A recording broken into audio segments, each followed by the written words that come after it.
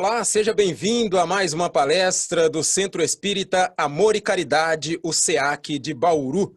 Hoje vamos para mais uma palestra onde nós abordamos um artigo de Sidney Fernandes e fazemos algumas perguntas ao Sidney que responde à luz da doutrina espírita, como vocês já estão habituados nos nossos últimos trabalhos. A gente vai dar sequência a um texto de Sidney Fernandes que tem por título O que faria Jesus?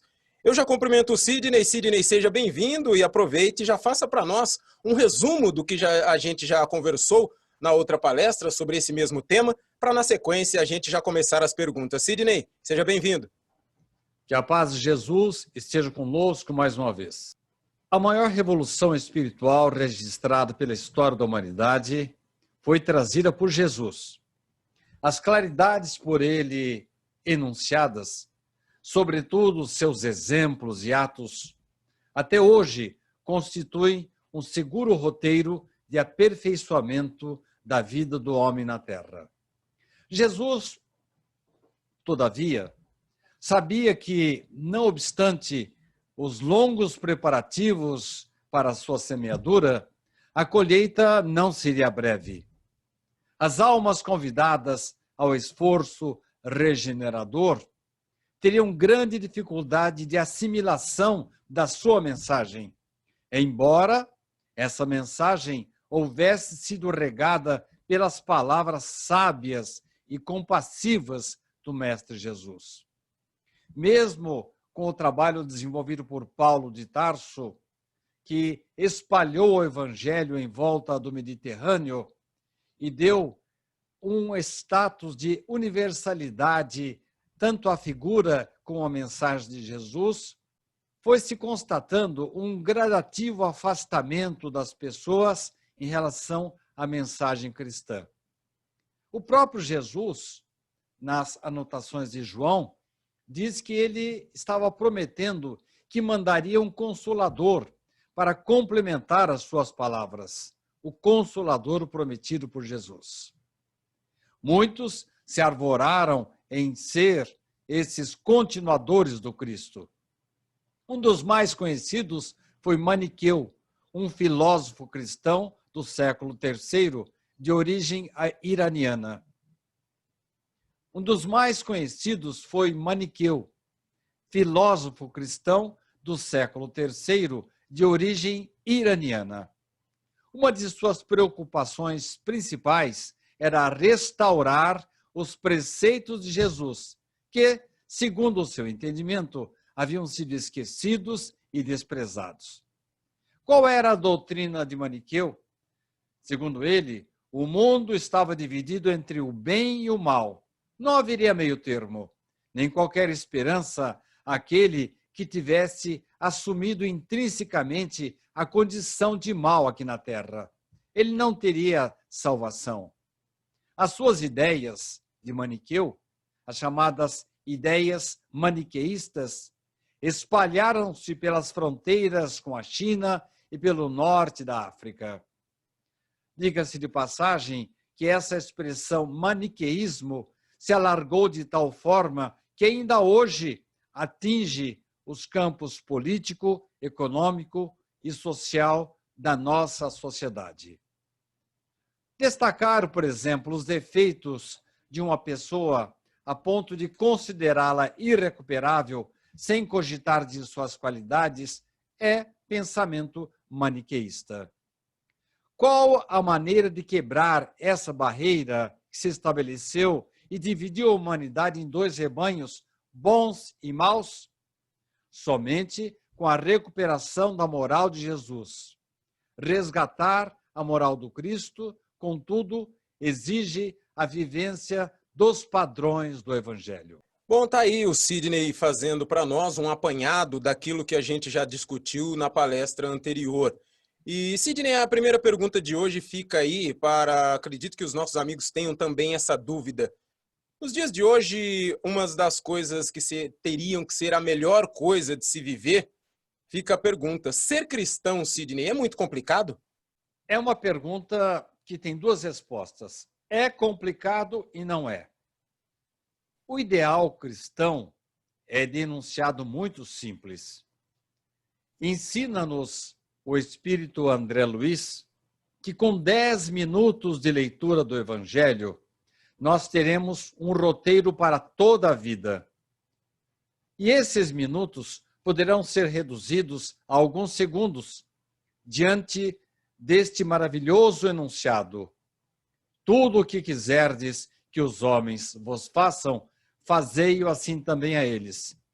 Então, aprender a doutrina cristã, assimilar a mensagem de Jesus, entendê-la, é muito simples.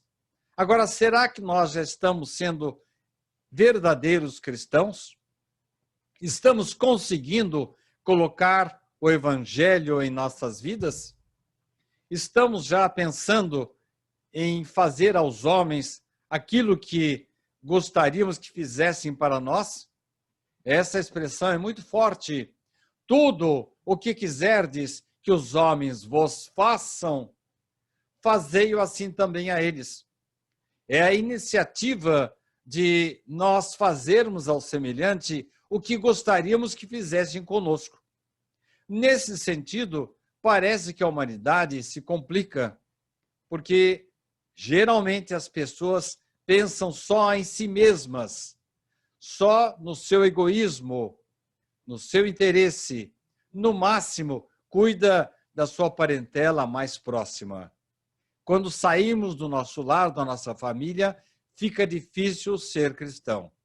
Sidney, e a gente vê em palestras, em missas, em pregações, as pessoas que estão levando a palavra, que estão ali explicando, traduzindo o Evangelho ou algum outro texto sobre Jesus, sobre a Bíblia, sobre o cristianismo, eles falam que tem que seguir os passos do Cristo.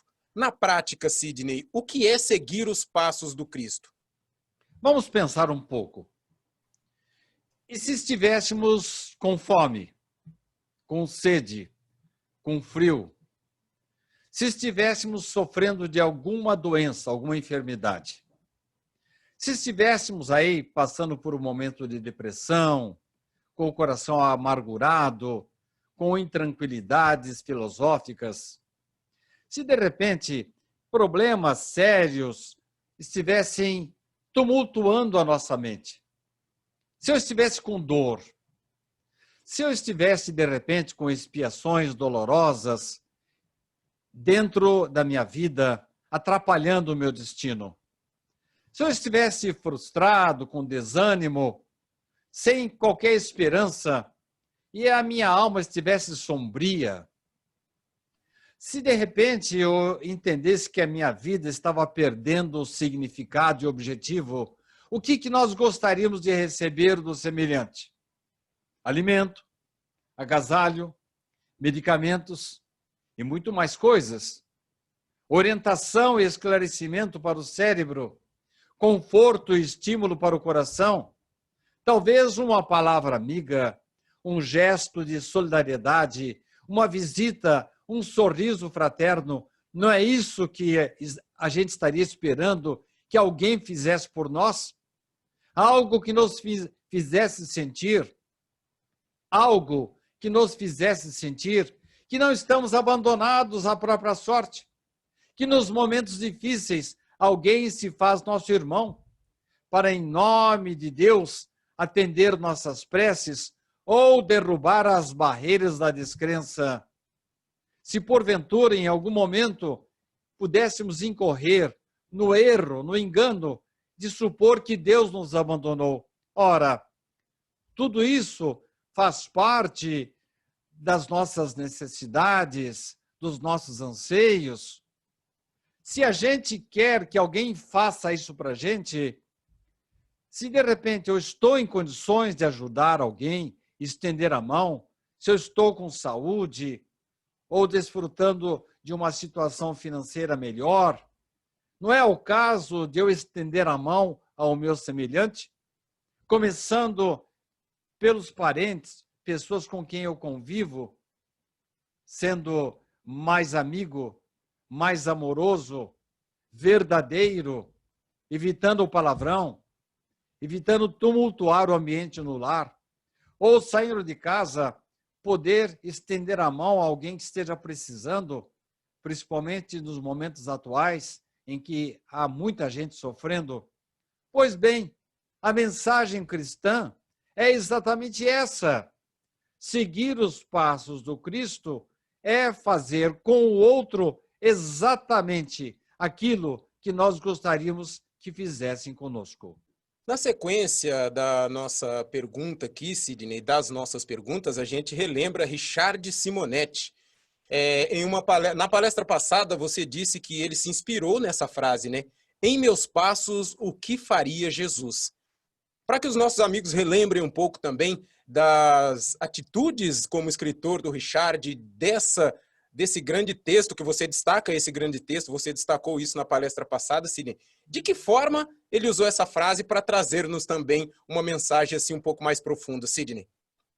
Richard baseou-se num livro editado em 1869.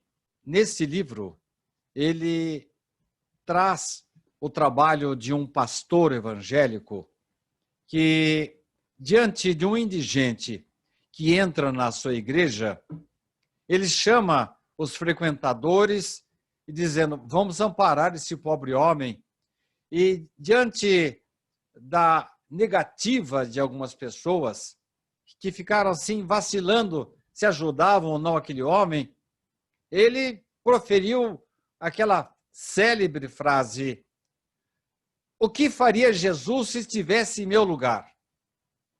Esta frase atravessou os séculos, lá do século XIX até o presente momento, e chegou até Richard Simonetti, que, baseando-se nesse texto desse pastor evangélico, criou uma palestra que virou também um texto de um dos seus livros, chamada Função Social do Evangelho. Nessa palestra, nesse texto, Richard Simonetti faz um desafio, o de restabelecermos os valores do Cristo, superarmos a indiferença nossa em relação aos textos evangélicos, a fim de vencermos a barreira levantada entre os homens, essa barreira que divide os homens de um lado bons, de outro lado os maus. Simonetti traz um desafio incrível, muito inquietante. Diante das diferenças sociais, das ainda mais frequentes palavras maldade e perversidade, definindo atitudes mentais inferiores, diante do crime, da carência, da corrupção e da injustiça, o que faria Jesus em meu lugar?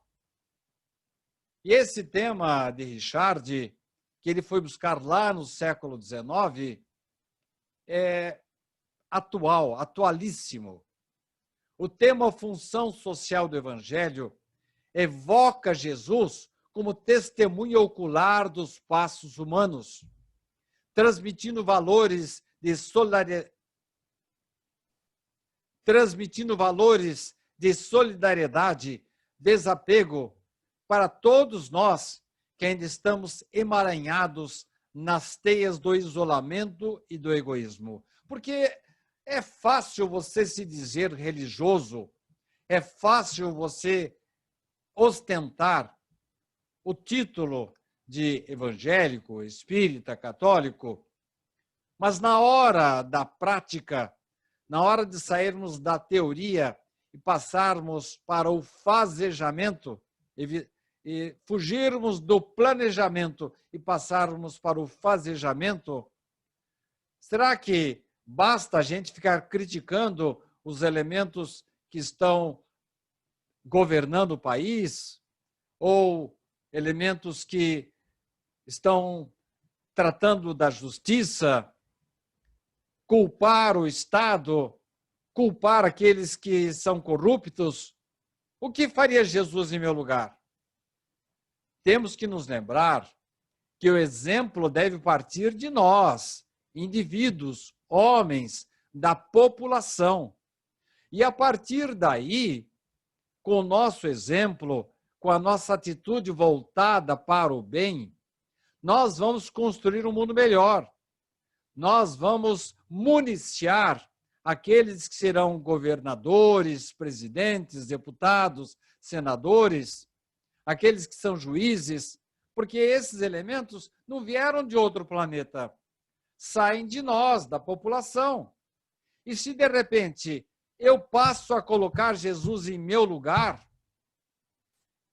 respirando, transmitindo valores de solidariedade, desapego, a humanidade naturalmente sai do egoísmo, sai do isolamento, e com isso vai ter condições de ter melhores governantes, melhores políticos, criaturas que estão trabalhando para evitar o crime, para coibir o crime. Daí ficará mais fácil a vida aqui na Terra. Mas o exemplo tem que partir de nós, indivíduos que fazemos parte da sociedade, da nossa população. Daí você diz, né, Sidney, que essa atitude faz bem para todos, mas na prática, o que isso representaria para todos nós? Eu pergunto para todos nós, porque a partir do momento que eu adentro a esse campo de seguir os passos de Jesus, eu não estou melhorando só a mim, eu estou melhorando o meu entorno e também, diga-se de passagem, a vida das pessoas que convivem próximo de mim, e assim aquele efeito dominó que vai afetando a todos, né? Mas na prática, o que isso representaria para todos nós, não só quem estão próximos, mas vamos pegar aí o planeta no geral, Sidney? Você trouxe para nós um aspecto muito importante, porque há uma expressão muito importante dizendo que o exemplo, ou melhor, o verbo edifica, mas o exemplo arrasta. Se você quer que o seu filho seja honesto, que ele não adentre o caminho do vício, que ele não use drogas, que ele não fume, que respeite o semelhante, você poderá passar a vida inteira falando isso para ele, mas ele vai seguir o seu exemplo. Daí a gente dizer que nós não podemos ficar só colocando nas mãos do Estado, dos governos, o amparo às criaturas que estão sofrendo aqui na Terra. Nesta situação de pandemia, porque todos nós passamos, os melhores exemplos estão partindo. É claro que o governo tem a obrigação de coordenar as ações, mas a população está oferecendo-se para ajudar. Hoje e sempre, em hospitais, prisões, abrigos, em lares humildes, casebres miseráveis, nesta cidade e em todas as cidades do mundo, há milhões de pessoas que precisam da mão do outro, o estender da mão. Pessoas que estão asilando no seu coração a frustração, a dor, a dúvida, a perplexidade, pessoas que estão com medo, com dificuldades de sobrevivência. De repente, nós que nos dizemos discípulos de Jesus, que estamos pretendendo este título de seguidores do Mestre Excelso, que passou a existência, deu a vida para o amparo de sofredores na terra, o que estamos realizando em favor de nossos irmãos? Na verdade, nós não podemos entender que a minha situação melhor, o meu dinheiro, a minha saúde, que isso é uma coisa particular minha. Não, Deus me emprestou tudo isso.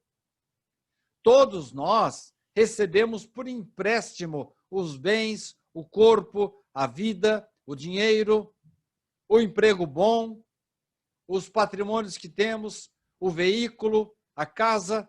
Tudo isso nos foi dado de empréstimo por Deus, para ver o que vamos fazer disso. Ora, se eu estou numa situação estável, tenho saúde, posso sustentar a minha família e sustentar um pouco mais outras pessoas, Não vamos esperar que o Estado resolva essas questões.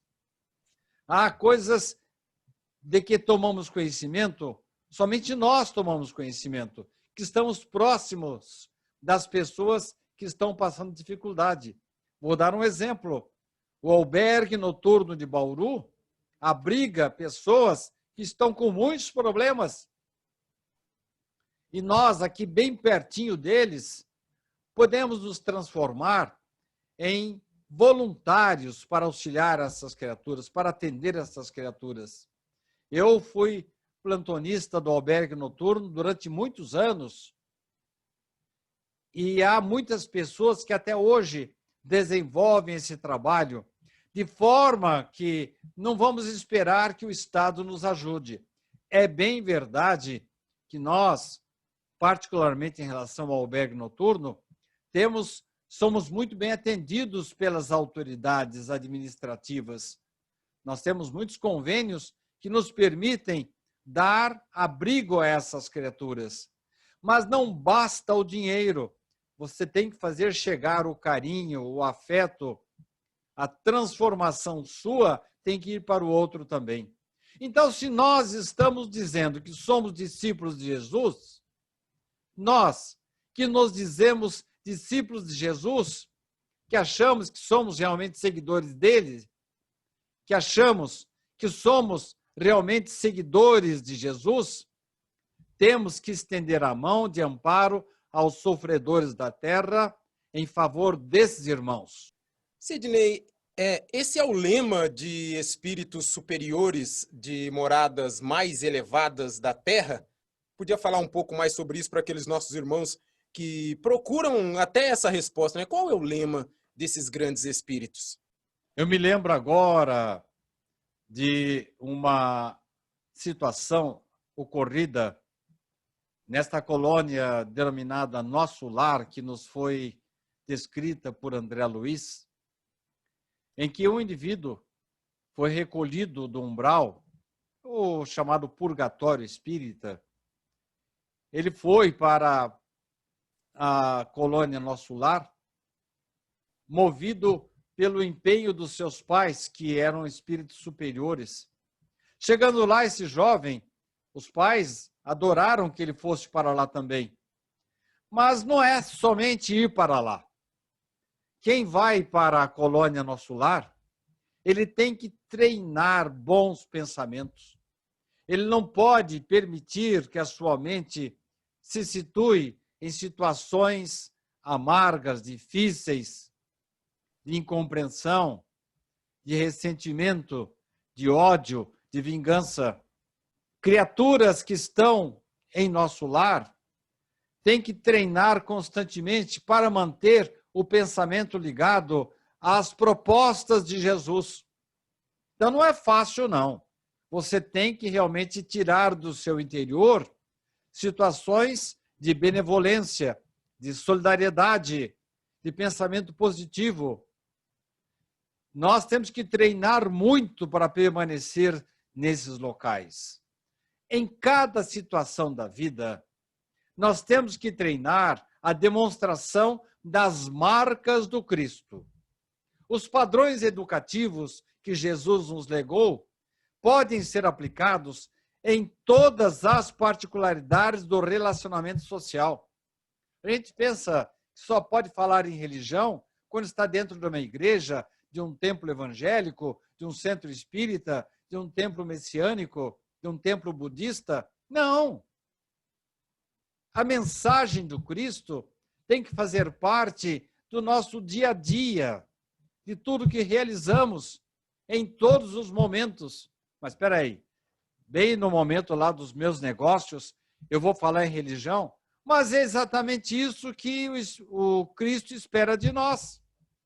Eu me lembro, quando eu trabalhava no Banco do Brasil, que às vezes, durante um trabalho mais intenso, eu me encontrava, às vezes, com companheiros que saíam de fininho das reuniões, iam para o banheiro, num cantinho lá, para orar, para serem inspirados no trabalho que eles tinham para realizar naquele momento. Por isso, nós temos que colocar as marcas do Cristo em todos os momentos, em todas as atividades de nossa vida. Este é o lema dos espíritos superiores que velam por nós, pelos homens. E eles nos oferecem orientação, coragem, bom ânimo diante das lutas da existência. Mas tem um problema sério, né? Como é que esses espíritos superiores vão ajudar aqui na Terra a alimentar o faminto, diminuir as diferenças sociais, estender o agasalho àquele que tem frio, melhorar o nosso nível educacional, coibir o roubo, a corrupção, o desrespeito para com o pobre, para com o patrimônio comum social, estender um medicamento ao enfermo, ou mesmo uma coisa muito simples, endereçar uma palavra mais objetiva de esperança aos que sofrem, porque os espíritos superiores dependem de nós, precisam de instrumentos de boa vontade aqui na Terra. Nós falamos muito em coisas materiais, mas uma palavra mais objetiva de esperança àquele que sofre é fundamental. Um e-mail que você manda, uma palavra que você diz no momento de uma conversa, o exemplo que você dá para o seu filho, o exemplo de respeito, de coragem, de desprendimento, mostrando que não somente os mais próximos da sua casa, da sua família, merecem atenção.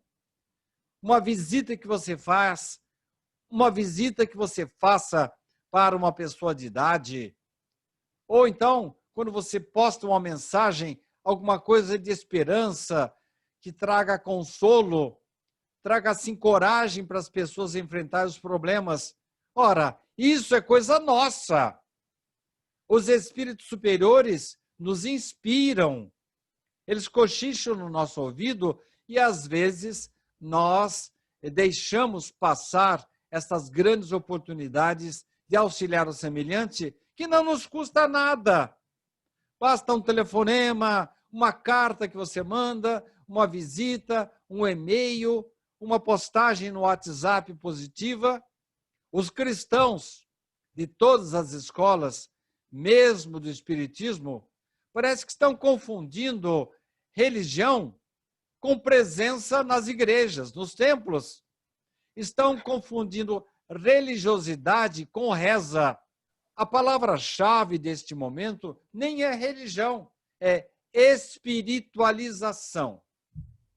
A partir do momento que você se predispõe, se coloca à disposição dos anjos protetores, dos espíritos superiores, para poder transmitir uma boa mensagem de ânimo, ou pagar uma cesta básica, ou auxiliar um companheiro que está passando por uma dificuldade momentânea, aí sim estaremos cumprindo aquela tarefa que nos foi outorgada por Jesus, aquele a quem chamamos Mestre Senhor, o Cristo de Deus, que fazia do espírito de serviço a sua igreja e da prática do bem a sua oração. Olha só, qual que era a igreja de Jesus?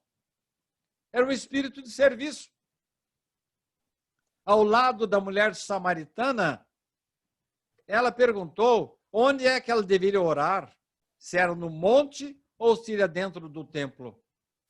E ele respondeu para ela: Deus é espírito, e espírito deve ser adorado em qualquer lugar. Eu me lembro de uma frase de Leon Denis que dizia que ele poderia orar em qualquer igreja, qualquer local, qualquer templo, mas ele dava preferência para orar perante a natureza. Isto é, não havia um local determinado. Jesus, qual que era a igreja de Jesus? Era o espírito de serviço, predispondo-se sempre a ajudar aquele que precisava do seu consolo, da sua ajuda, do seu amparo, da sua esperança, da sua cura, da sua mão maravilhosa. Qual que era a oração de Jesus? É claro que ele nos deu um exemplo da oração dominical, o Pai Nosso, mas a oração principal de Jesus era a prática do bem. E nós vamos encontrar em O Livro dos Espíritos de Allan Kardec essa colocação interessante. Qual é a melhor oração? A melhor oração é o trabalho. Por isso, nós podemos perfeitamente, sim, colocar o lema dos espíritos superiores, daqueles de elevadas moradas, mais elevadas que a terra, colocar em prática já. De que forma? Evitando a mentira, o palavrão, o ódio, o ressentimento, colocando-se à disposição do trabalho que surge para nós, diante de pessoas que precisam mais do que nós, estender a mão a elas.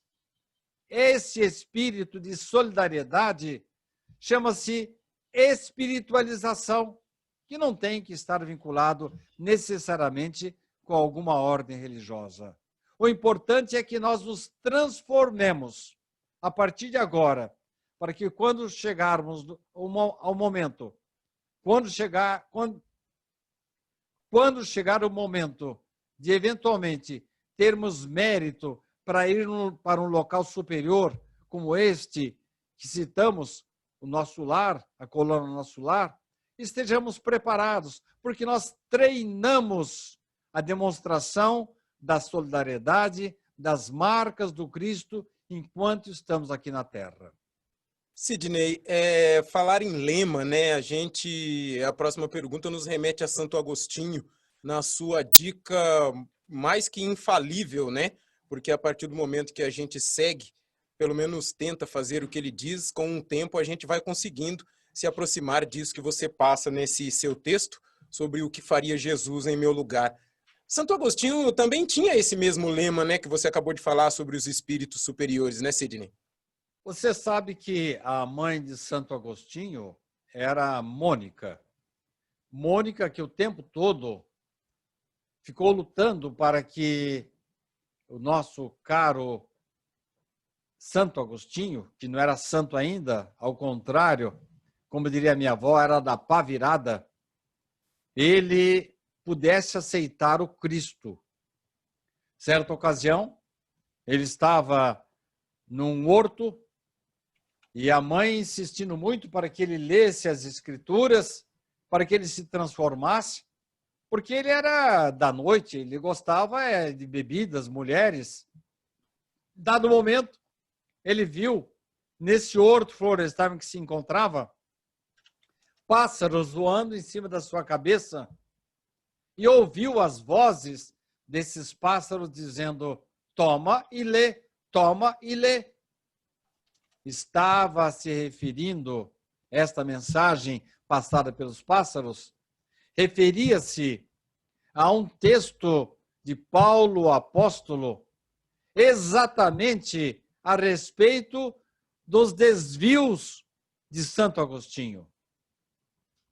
Pois bem, a partir dali, ele compenetrou-se, caiu a ficha, e como se fosse aquele filho pródigo, ele colocou-se à disposição do Cristo a partir dali.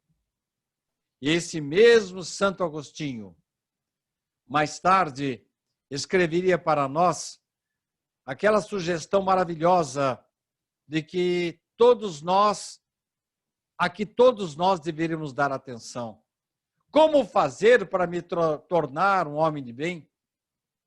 Como fazer para me tornar um homem de bem? Conhece-te a ti mesmo, vai responder um sábio da nossa época. Mas como que eu faço para me conhecer a mim mesmo? E aí está a resposta também, o lema de Santo Agostinho em relação às palavras do Cristo. Quando termine cada dia, passe em revista as pequenas experiências que você teve na estrada da sua vida. Veja ali os sinais com que você assinalou seus atos, lembrando que a marca do Cristo é fundamentalmente aquela do sacrifício de si mesmo para o bem de todos. Ora, Santo Agostinho está exatamente nos propondo que nós assumamos a imagem do Cristo, os passos de Jesus em nossa vida, talvez seja a expressão mais forte do Evangelho, a de seguirmos o passo do Cristo, o indivíduo, o espírito mais forte, mais sábio e de maior elevação espiritual que a Terra já recebeu até hoje. Seguir os passos do Cristo está em nossas condições. Deus não coloca em nossos ombros dores ou atribuições, obrigações maiores do que as nossas forças. E nós todos, sim, podemos transformar a nossa vida, melhorar o nosso interior, sacrificar aquele entendimento de que devemos cuidar só de nós mesmos e partir para o bem de todos. Essa é a proposta de Jesus, fielmente seguida e recomendada por Santo Agostinho. Você aí falou sobre partir para o bem de todos, né, Sidney? Mas mesmo assim, eu faço a pergunta: o que cada um de nós pode fazer, levando em consideração essa profundidade do que diz para nós, não só o título do seu artigo, mas também essa pequena passagem de Santo Agostinho pela nossa conversa de hoje? Cada um de nós tem as suas limitações, mas não importa se vamos fazer muito ou pouco, temos que fazer o melhor possível. Mas é indispensável que não cruzemos os braços. É indispensável que nós nos movimentemos, que ofereçamos a nossa contribuição pessoal nesse trabalho de sacrifício, desprendimento em favor de um mundo melhor. O mundo somente será melhor por nosso intermédio. E não é simplesmente só porque o próximo é nosso irmão, não. Não é porque nós, semeando bem, vamos colher a felicidade, mas, sobretudo, porque todos nós estamos no mesmo barco. E enquanto o clima de infelicidade e sofrimento estiver no mundo, nós também seremos infelizes e sofredores. Ainda que, sob o ponto de vista humano, a nossa situação nos pareça bastante razoável, todos nós estamos juntos no mesmo barco. E ninguém vai ser feliz sozinho. Eu sempre trago um exemplo em que uma mãe desencarna, vai para o céu, segundo as igrejas tradicionais, e seu filho, que estava emaranhado no tráfico aqui na Terra, vai para o inferno. Qual a primeira pergunta que ela fez chegando lá? Onde está meu filho? Seu filho está no inferno. Então eu vou lá para lá com ele. Então eu vou para o inferno para ficar com ele. Então eu vou para o inferno ficar com meu filho. Não pode. Então trago meu filho para cá. Também não pode. Ora, como é que fica então? Eu não vou ser feliz pela eternidade se o meu filho não for feliz também. E é assim que a coisa vai funcionar. Enquanto o clima de infelicidade, sofrimento estiver no planeta Terra, nós não vamos ser felizes e parar de sofrer sozinhos. Nós temos que colocar as outras pessoas à nossa volta. Só vamos crescer juntos. E para que nós possamos nos decidir, para que nos decidamos e sejamos firmes nesse empenho, é indispensável atentar para uma outra afirmativa de Jesus. Quem quiser salvar a sua vida, perdê-la. E quem perder a vida por minha causa, achá-la. Então, nós temos que perder a vida para seguir os passos do Cristo, Sidney? Não literalmente. Enquanto as nossas motivações maiores estiverem vinculadas apenas ao sucesso da nossa profissão, da nossa família, junto aos bens materiais, nós vamos ter muitas dificuldades para um ajuste perfeito perante as leis divinas diante da vida, da nossa presença aqui na Terra e dos nossos objetivos aqui na Terra. Nós poderemos fazer um bom trabalho junto do nosso lar, poderemos ser bons profissionais e até ajudar algumas pessoas com os bens materiais de que dispomos. Mas vai faltar uma coisinha a mais. Vai faltar o desprendimento de nós mesmos. Nós temos que entender que a nossa felicidade está condicionada à felicidade dos outros. Por isso, nós temos que nos empenhar para que a humanidade seja melhor. É esse desprendimento a que Jesus se refere quando nos convida a perder a vida, habilitando-nos a realizar o que vai além, muito mais além do que os nossos interesses pessoais. Quando decidimos dar um sentido verdadeiramente cristão à nossa vida, quando nós renunciamos à televisão para fazer um estudo, trabalhar em favor de uma instituição socorrista, fazer uma live de auxílio, de ajuda, de amparo, de incentivo, de consolo para outras pessoas, quando substituímos o passeio para uma visita a um enfermo, quando nós trabalhamos de graça no sábado, no domingo, no campo da fraternidade humana. Então, algumas pessoas vão dizer assim: meu filho, você está querendo ir para o céu assim muito rápido, você está perdendo a vida. Mas é esta perda de vida a que Jesus se refere, que ele espera de nós. Que percamos esta vida tola, improdutiva, desajustante, estagnada, comprometedora, que caracteriza o indivíduo egoísta, que somente está preocupado com o seu próprio bem-estar. Quando passamos a trabalhar com perseverança em favor da verdade, em favor de uma sociedade melhor, em favor do semelhante, nós sim passamos a ter condições para alcançar a vida no seu sentido mais amplo.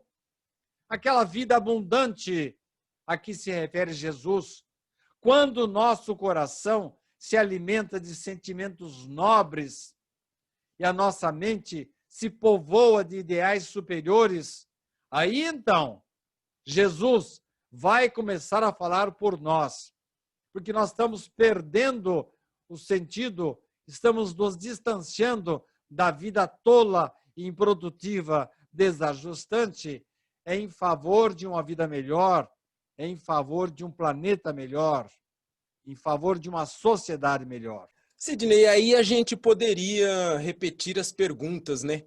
Poderíamos fazer para nós mesmos? A mensagem cristã é grandiosa. Ela foi transplantada. A mensagem cristã é grandiosa. Ela foi transplantada por Jesus de mundos superiores.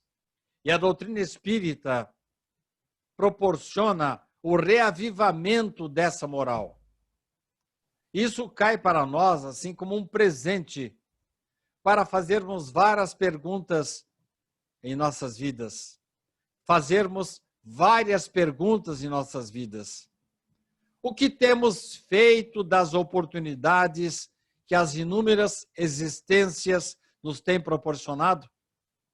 Nós lemos em o livro O Céu e o Inferno a situação de pessoas que estão reiterando durante todas as suas existências o mesmo comportamento.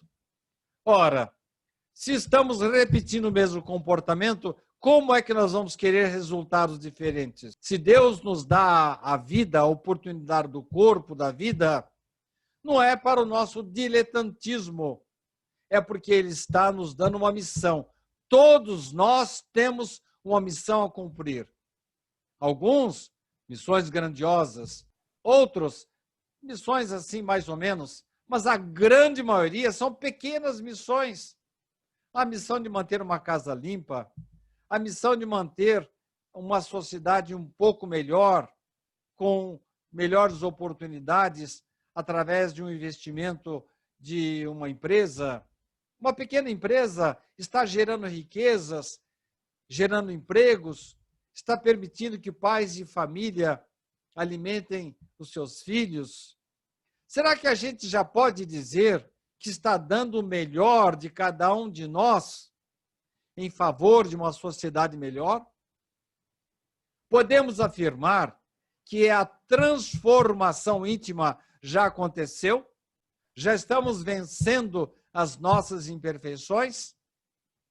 Existe uma frase que define o espírita, mas eu entendo que essa frase pode ser um pouco mais ampla, quando se diz assim, reconhece-se o verdadeiro espírita. Não. Vamos dizer assim, reconhece-se o verdadeiro homem de bem pela sua transformação moral e pelo esforço que vem a desenvolver para domar as suas más inclinações. Aí, voltamos para Santo Agostinho. Como é que vamos fazer a transformação moral? Como é que eu vou saber se eu já me livrei de algumas imperfeições? Através do nosso balanço diário. Quando eu chegar à noite na minha oração, ao invés de começar a orar, pedir, eu vou perguntar para mim mesmo: há alguma coisa que eu tenha feito no dia de hoje da qual eu tenha que me envergonhar? Aí eu vou me lembrar de um momento em que eu xinguei o motorista, que eu esbravejei com o meu filho, que eu cometi uma pequena desonestidade, um pequeno deslize. Eu realmente ainda não estou bem transformado, ainda não me livrei dos meus vícios. Amanhã não farei mais essas coisas. Aí a pergunta vai voltar na noite seguinte: há alguma coisa que eu tenha feito no dia de hoje da qual eu tenha que me envergonhar? E aí eu vou me sentir gratificado com a resposta que eu vou dar para mim mesmo. Olha, eu pensei. Eu não estou racionalizando, não. Eu não estou me justificando, não.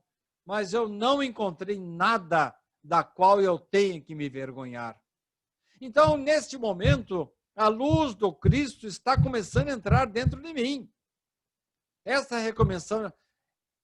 recomendação de Santo Agostinho, de que nós devemos fazer esse balanço diário, é fundamental. Eu tenho que perguntar para mim mesmo: eu já superei o ódio? Pessoas que me agrediram, que me atrapalharam, que me prejudicaram, eu ainda tenho algum ressentimento em relação a elas? E eu me lembro de uma ocasião que eu estava indo em direção a algumas cidades para fazer palestras, eu ouvi um pastor evangélico dizendo: aprendi a superar o ódio, o ressentimento que eu tenho em relação a alguns inimigos. De que forma? Passei a orar por eles. Olha aí. Ele está tentando cumprir exatamente a proposta de Jesus. Orai pelos que vos perseguem e caluniam. Será que podemos dizer que hoje somos criaturas melhores do que ontem? Será que hoje eu estou um pouco melhor do que quando eu nasci? Se hoje eu for chamado por Deus para ir à espiritualidade, será que eu vou voltar para lá melhor do que quando aqui cheguei? Ou será que eu ainda estou confundindo religiosidade com presença na igreja, no centro espírita, no templo religioso? Será que eu já comecei a aprender a voz do Cristo, a quem chamamos Mestre e Senhor, que fazia do espírito de serviço à sua igreja e da prática do bem a sua oração? Em outras palavras, resumindo tudo, eu estou já colocando Jesus em meu lugar e fazendo exatamente o que ele faria em idênticas circunstâncias? Eu sei, não é uma tarefa fácil. Mas ninguém vira anjo de uma hora para outra. Nós temos que persistir, entender que cada um de nós veio para cá, para este mundo, recebeu um corpo novinho em folha, oportunidades novas, e o abençoado esquecimento, olha só, eu nem me lembro das besteiras que eu fiz no passado. Parece que eu recebi uma vida... Parece não. Recebi uma existência, um corpo novinho, com uma nova oportunidade para novamente tentar colocar Jesus em nosso lugar. Há uma colocação de Allan Kardec em o livro O Céu e o Inferno, dizendo que as criaturas que se suicidam parece que é um serial auto-killer, isto é, toda a existência ele se mata. E quando é que ele vai perder essa tendência? Quando vencê-la. Assim também em relação ao egoísmo. Quando é que eu vou parar de sentir o egoísmo? Quando eu vencê-lo. Quando que eu vou parar de sentir ódio, ressentimento? Não significa que eu vá concordar com coisas erradas. Eu vou ter que continuar batendo, dizendo que aquilo está errado. Mas não vou mais considerar, como Maniqueu fazia, que certas pessoas que ingressaram no caminho do mal, que elas não têm mais jeito. Isso é bobagem. Isso contradiz a situação trazida por Jesus quando considerou Deus não mais aquele ser vingador que nos foi trazido por Moisés, no olho por olho, dente por dente, mas sim um Pai misericordioso. Quando se fala que o indivíduo não tem mais jeito, nós estamos contradizendo o Pai misericordioso que nos foi mostrado, que nos foi apresentado por Jesus. Daí a importância de persistirmos para superar velhas tendências do passado, insistirmos para vencermos nesta vida. Ah, mas será que eu vou virar anjo? De jeito nenhum. Mas com certeza, a cada existência em que eu persistir no bem, que eu colocar Jesus em meus passos, eu vou dar um pequeno passo, subir mais um degrauzinho. E na outra existência, eu terei maior facilidade para superar as velhas tendências que ficaram e eu poder caminhar com mais liberdade em direção à minha total, plena libertação. Se essas perguntas que fizemos foram respondidas satisfatoriamente, nós não podemos dizer que já somos espíritos bons, puros, de jeito nenhum. Isso é só com o tempo que vamos chegar lá. Mas já podemos dizer que estamos começando a aprender a seguir os passos do Mestre. Sidney, nós estamos chegando ao final de mais uma palestra, né? Queremos desde já agradecer aos nossos amigos, mas eu tinha uma pergunta, não sei se você consegue respondê-la nesse tempo que ainda a gente tem. Muitas pessoas, ao lerem essa pergunta que Jesus, que é feita no seu texto, o que Jesus faria no meu lugar, elas se sentem meio acuadas. Se eu fizer essa pergunta, talvez eu não consiga respondê-la e eu me coloque em maus lençóis. O que você tem a dizer para as pessoas que ainda se sintam intimidadas com essa pergunta e respondê-la com o passar do tempo, Sidney? Todos nós temos os nossos medos. Todos nós, a princípio, nos consideramos incapazes. Mas, na verdade, a espiritualidade superior não está esperando que nós viremos anjos de uma hora para outra. Não está esperando que sejamos responsáveis por grandes feitos. A partir do momento que eu me empenho em fazer o meu melhor, ainda que esse melhor seja uma coisa discreta, pequena, mas é o melhor que eu posso dar. Ninguém vai medir se aquilo que eu fiz aqui na Terra é grandioso ou não. Vai verificar qual era a minha potencialidade. E é claro, você tem razão na sua pergunta.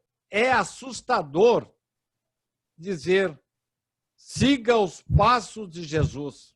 Coloque Jesus no seu lugar. A princípio, é assustador. Mas a partir do momento em que eu dou o primeiro passo, eu vou me sentir gratificado e vou me sentir bem, porque com esse pequeno passo eu vou atrair outros espíritos que pensam como eu. Ao passo que, se eu for preguiçoso, indolente, se eu me sentir incapaz, se for mais fácil para mim continuar no crime, na desonestidade, no ressentimento, no ódio, no palavrão, eu vou atrair espíritos que vão se juntar a mim nesse negativismo. Quando eu dou um passo em direção ao Cristo, é como se ele estendesse a sua mão para nós e nos auxiliasse a segui-lo. Todos nós temos nossas limitações, mas o que importa não é a grandiosidade da nossa obra, e sim que eu faça o melhor possível. Quando eu faço o meu melhor, eu estou caminhando nos passos do Cristo.